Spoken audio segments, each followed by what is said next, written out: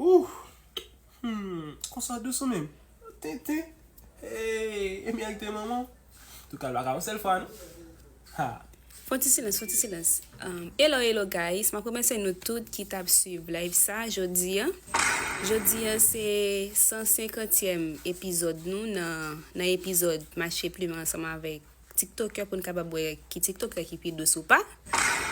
Jodi an te gen ansama avek, comment el ankor? Jimmy, Non, bom nou TikTok ou. petit show.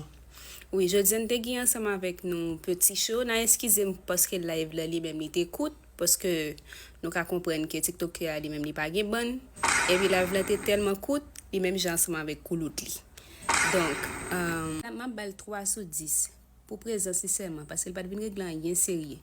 Il pas douce même.